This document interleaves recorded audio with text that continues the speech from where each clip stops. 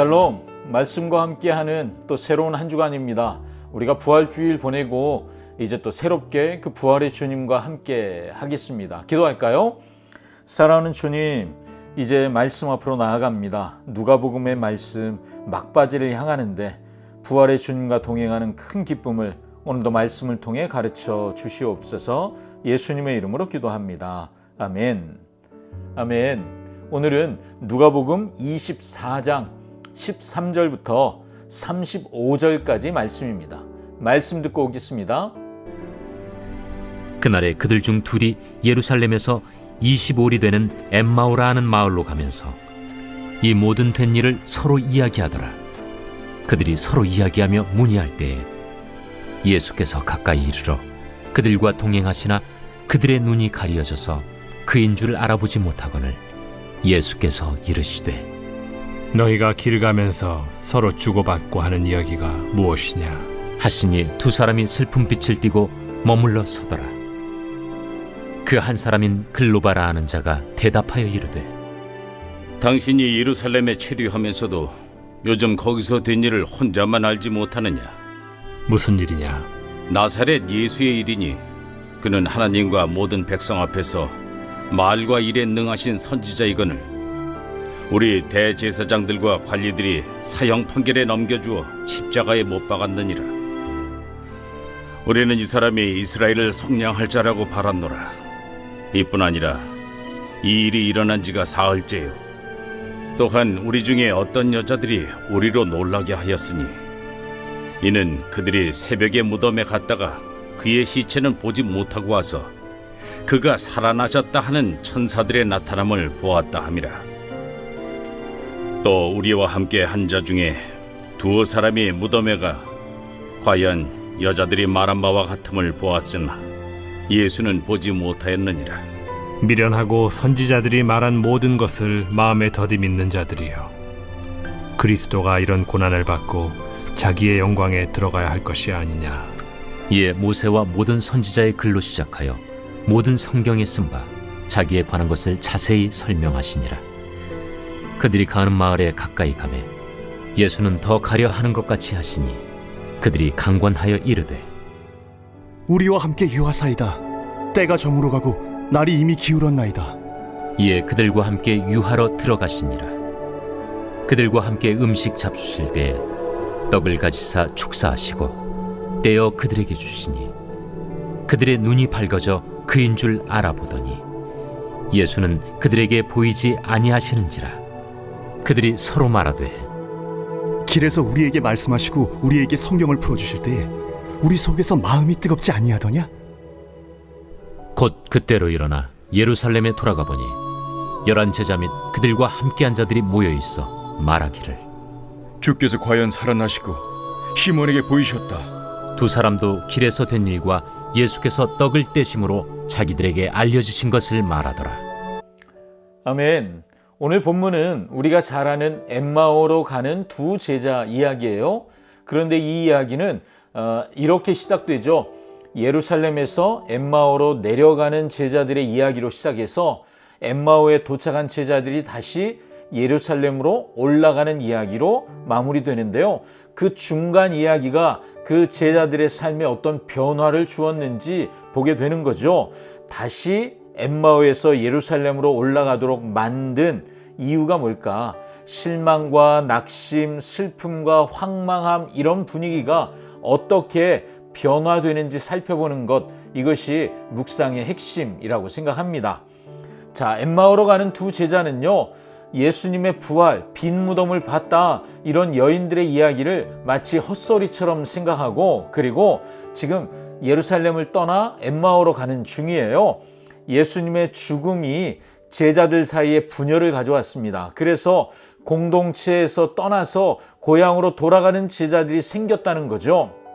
이미 예수님이 돌아가시기 전부터 예수님은 내가 죽을 것이고 십자가에 달려 죽을 것인데 3일 만에 살아날 것이다 말씀하셨죠. 그렇지만 그 이야기를 아무리 해도 못 알아듣던 제자들이잖아요. 그런데 예수님이 지금 길까지 찾아와서 함께하고 계시지만 여전히 못 알아보고 있습니다. 여러분, 무엇이 그들의 눈을 가렸을까요? 불신앙이라고 생각해요. 예수님이 말씀하시는 게 다 믿어지지 않는 거죠. 그 불신앙이 그들의 눈을 가렸습니다. 그 불신앙이 예수님이 그들과 함께 하지만 깨닫지 못하게 하는 것이죠. 부활하신 예수님을 만나는 것, 우리가 정말 소원하는 일이잖아요. 그래서 우리가 여기 한 가지 배울 수 있는 것은 부활하신 예수님을 만나는 것의 시작은 믿음이구나 하는 것을 알 수 있어요. 불신앙으론 예수님이 곁에 계셔도 못 알아보잖아요. 그러니까 예수님이 부활하신 걸 믿는 믿음으로부터 시작되는 거죠. 믿어야 예수님을 만납니다. 하지만 믿지 못하는 제자들을 찾아오셔서 그리고 깨닫게 하시고 알게 하시고 부활하신 예수님을 믿게 하시는 주님도 계시니까 우리는 믿어야 하지만 혹시 난 아무리 애를 써도 잘 안 돼요 그런 분들 계시다면 여러분 기도합시다. 하나님 내게 믿음을 주십시오. 나를 만나 주십시오. 그때 주님이 우리를 만나 주실 줄 믿습니다. 예루살렘에서 일어난 일, 그게 십자가 사건이잖아요. 이 일을 누가 가장 잘 알까요? 예수님이 제일 잘 아시겠죠. 당사자이시잖아요. 그런데 이 제자들이 예루살렘에서 일어난 일을 예수님께 설명해 주기 시작해요. 예수님이 가장 잘 아는데 자기들 나름의 설명을 해주는 거예요. 그런데 그들은 예수님에 대해서 말하는 게 틀리진 않아요. 문제는 그 사건을 해석하는 눈이거든요. 어떤 눈으로 바라보느냐, 그게 중요한데 그들은 그 눈이 열리지 못한 거죠. 그래서 예수님이 그들에게 해석해 주기 시작하십니다. 우리의 어두운 눈을 밝히는 것은 우리의 지혜가 아닙니다. 우리의 경험이 아닙니다. 여러분, 우리의 닫혀있는 어두운 눈을 밝히는 것은 오직 예수님의 가르침이에요. 다른 말로 말씀이죠. 예수님의 말씀, 그 말씀이 내게 들려지려면 내가 옳다고 하는 생각을 내려놓아야만 합니다. 예수님이 지금 제자들이 옳다고 생각하는 것들을 하나하나 선지자의 글을 인용해서 풀어주기 시작하십니다. 예수님의 말씀에 내 생각을 맞추어야 예수님을 볼 수 있는 거죠. 예수님이 이렇게 말씀하기 시작하세요. 미련하다. 여러분이 미련하다는 말은 무디다 이런 뜻이에요. 제자들은 무딘 사람들이에요.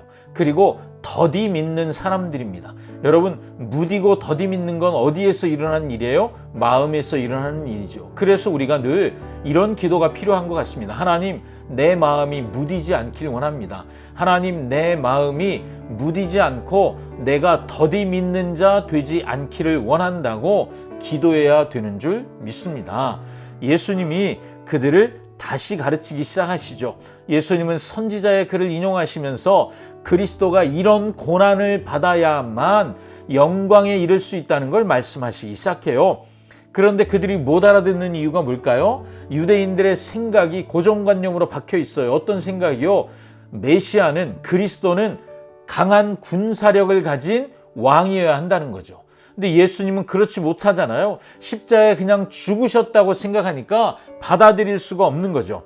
예수님이 다시 가르치시는 게 뭐예요? 고난받는 메시아에 대해서 가르치고 그걸 받아들여야만 그들의 눈이 열리게 되는 것을 말씀해 주십니다. 드디어 목적지에 도착했습니다. 그리고 그들이 강권해서 예수님을 식탁에 모시지요.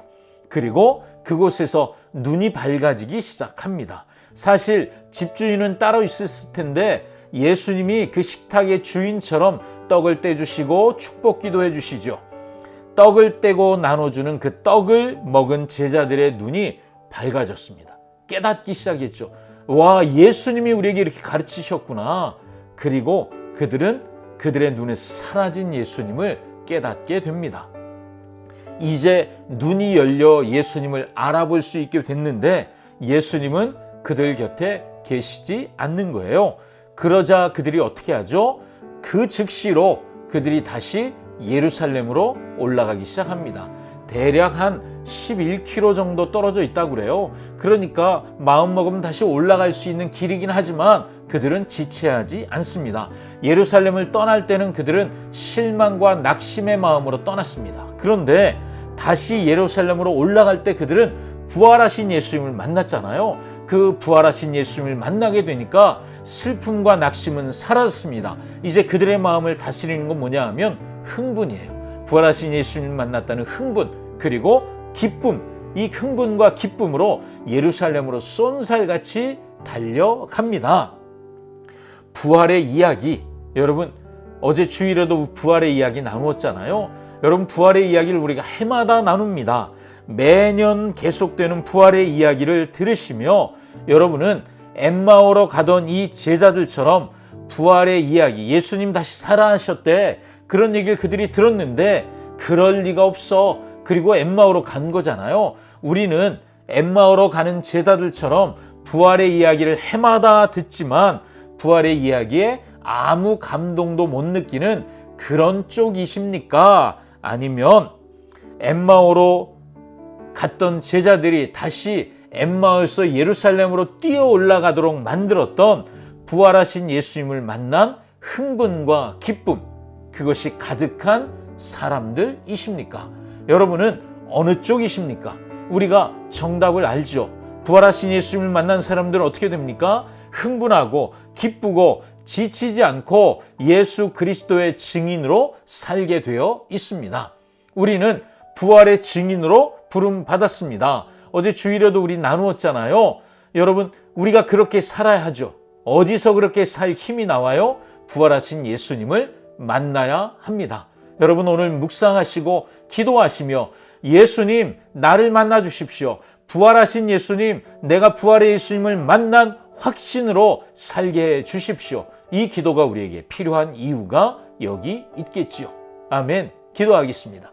사랑하는 주님 감사합니다. 우리가 부활하신 주님을 소식을 들었지만 믿지 않았던 제자들이 부활하신 예수님을 만나니까 그들의 반응이 싹 바뀐 것을 우리가 묵상을 통해 보게 됩니다. 주님, 우리도 그렇게 살고 싶습니다. 부활하신 예수님을 만나 내 삶이 완전히 바뀌는 인생의 터닝 포인트를 경험하길 원합니다. 오늘 말씀 가운데 기도 중에 우리를 만나 주시옵소서. 예수님의 이름으로 기도합니다. 아멘. 아멘. 여러분 기도하십시오. 그리고 부활하신 예수님을 만나는 은혜가 있으시길 축복합니다. 샬롬.